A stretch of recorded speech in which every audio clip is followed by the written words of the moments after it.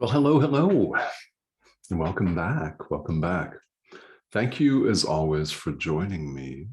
And I want to take a minute here before we launch into the day's idea from the workbook for students, just to say a couple of words to those of you who may be just popping in on YouTube, whether you've joined me from my own channel or from Enlightened World Network. This has been an ongoing video series on A Course in Miracles. I began this at the request of Dr. Ruth Anderson, who is the director, the head honcho of Enlightened World Network, back in January of 2021. So, well, today is June 2nd, 2022, the date of this recording. It's been going for about a year and a half, and we're going to continue to do that because there are so many people that are interested in this material. Now, you may be watching, you may have seen all of these videos up till now, and there are a couple of you out there for sure. If you're just popping in, I want to invite you to stick around because I don't know exactly what's going to come out of my mouth, and it will be whatever you need to hear. It will. Now, granted, I may have just said what you needed to hear, but I invite you to stick around anyway if you're curious about A Course in Miracles, because as a spiritual teacher, as a minister, in fact, I'm a minister of metaphysical sciences, which means world spirituality on a platter, basically, everything and everyone, yeah. It's universal. And I get a lot of questions about this course. I get a lot of interest from people because the title, A Course in Miracles, is quite attractive, isn't it? It's interesting in and of itself. The material is fascinating. And if you're curious about this, I want to invite you to watch some of these videos. I would invite you to go clear back to the beginning. Now, I have recorded over 450 of these by this point. I don't know exactly what the number is, but there is some material that will really benefit you where I give some backdrop for the course and talk about some of its essential concepts, such as forgiveness and miracles themselves. Right? There are many things that I think will really, really benefit you from going back and taking a look at. And as always, if you are new to this material, or even if you're not, and you have questions, please feel welcome to reach out to me. This is what I'm here to do, is to help serve as a guide for you. Yeah. And there you have it. So the day's lesson is lesson 343 in the workbook. And if you're just tuning in and you're interested in going through this, start with lesson 1. But stay tuned today, because I still may not have said what you need to hear today. So it'd be worth your sticking around. Just saying. So lesson 343 is, I am not asked to make a sacrifice to find the mercy and the peace of God. I am not asked to make a sacrifice to find the mercy and the peace of God. Very, very interesting, isn't it? Now, the idea of sacrifice has a different definition, a different meaning in A Course in Miracles, as do miracles themselves. And the word atonement doesn't mean in the Course what we think it means in common parlance. There are a number of those. We often think that in order to gain something in the world, that we have to give something up, that we have to make a sacrifice. In other words, that we have to sacrifice our time and our peace of mind in order to earn money.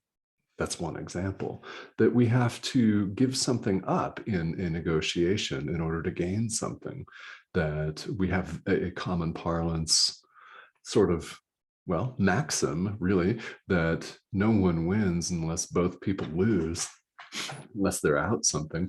There is the notion that there's a limited amount of resources out there, that there is a finite pie. We use the analogy of a pie, that everybody's fighting and competing and struggling with each other, sometimes doing pitched battle and going to war over slices of this pie, which we necessarily perceive as limited.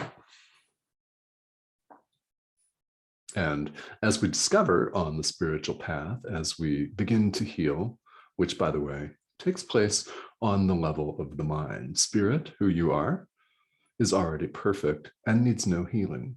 The body is a learning device for the mind, simply put. So as we begin to heal the mind, we begin to accept the idea that to have, give all to all. In other words, there's no need to sacrifice. In order to know what we have, we give it away, we extend it. Now, we do see examples of this in the business world. There are a number of business networking groups that emphasize lead generation, like the tip, things like that.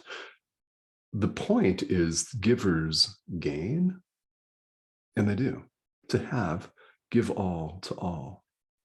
So we see examples of both in our own ego interpretation of sacrifice and giving and the true meaning in the world.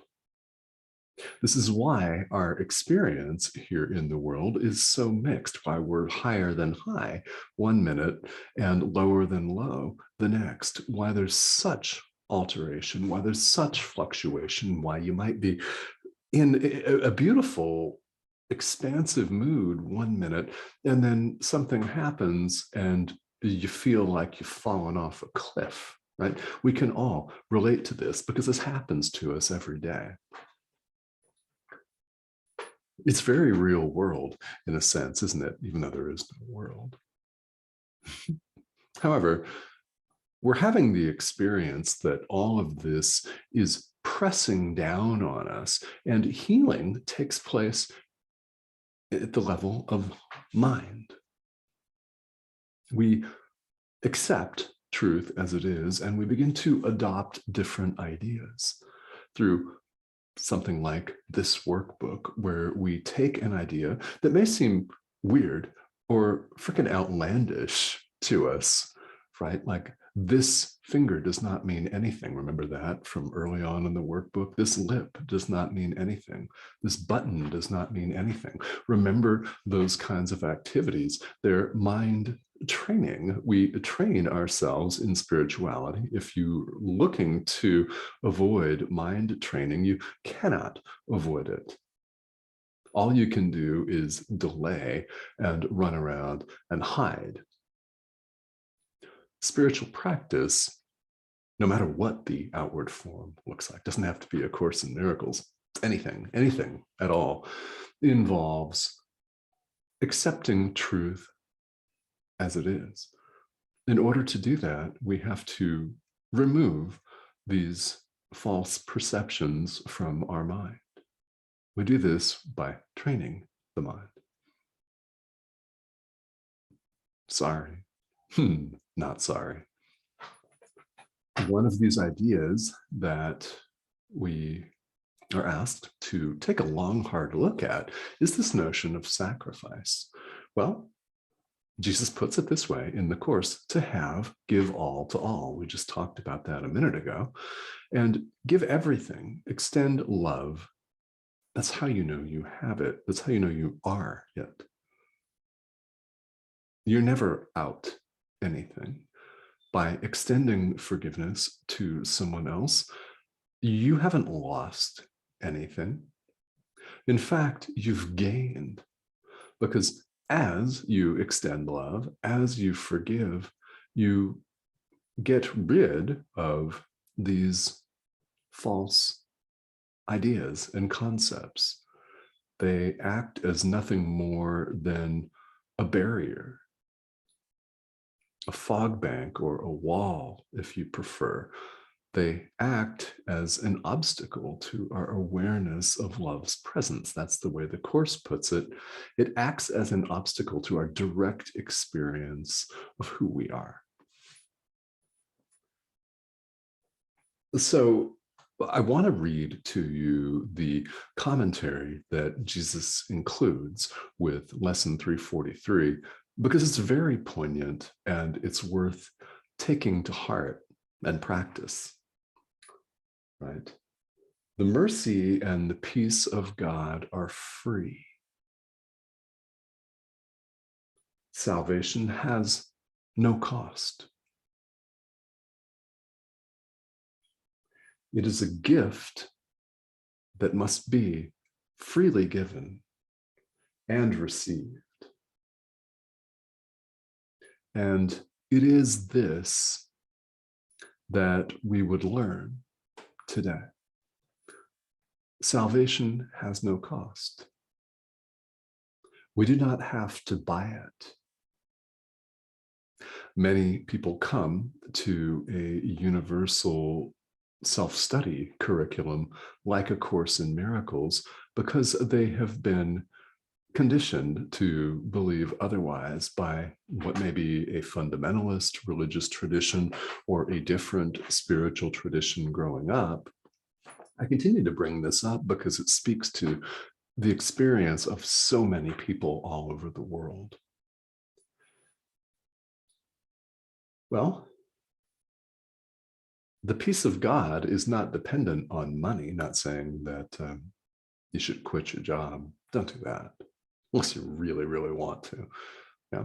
The peace of God is who we are, which is not dependent on money. It's accessible whether you have $10 billion or none. Really, truly. It's not dependent on that. It's not dependent on concepts or ideas like gender. It's not dependent on ideas or concepts like where you grew up, what country you're from, what your socioeconomic status is. Those are all the divisions, just some of the many examples of divisions that we make here in the world. Not one of them is real, ultimately. Not one of them has any bearing on reality. Reality is the truth of who you are, which each of us is just yearning to experience firsthand. This is what interests people about spiritual practice in the first place. So I'm not going to sugarcoat it. Do you have to do the work? Yeah. Is it worth it? Mm-hmm. We all know that it's worth it. So enter, to return to the subject of those of you who may be watching this for the first time, enter the effectiveness and the beauty of a self-study curriculum. You can take whatever you need to take at any given time. And that means you're also free to put it off indefinitely. And people do that. We do that with everything that's good for us, don't we? It doesn't matter what it is, right? You may be in a position where you think you might like to lose some weight or something like that, but put it off for another plate of nachos. I don't know, for example. You can elect to take whatever you want, whenever you want. And as we've covered here many times, the workbook has one of its real central themes is encouraging us to want only the peace of God, to want the peace of God and nothing else, because deep down, that's what impels us to spiritual practice. That is what draws us into all of this. It's why you're watching me. God knows there's a lot of other shit you could watch on YouTube, right? I mean, just saying. You could be doing the scroll and find plenty of funny and, you might deem it mindful, you might deem it mindless shit. There's a lot of phenomena. Really, there are a lot of phenomena out there. It's this sense that there's more to life and experience than YouTube and TikTok. People can post educational and helpful content there. I'm doing it. But there's more to it than just checking your email. There's more to it than just going through the motions day after day and having a healthy bowel movement during the day, walking, eating, sleeping. Yeah, there's more to it than that. And we're invited to cut the shit, basically cut the bullshit, and seek what we really want. And only that. It doesn't mean that you don't continue to operate in the world. Of course you continue to operate in the world. I'm continuing to operate in the world. I just paid the light bill, right?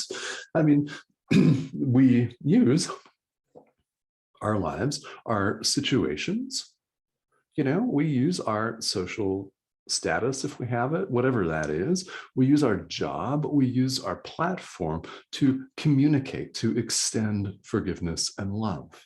That's what I'm doing as a teacher.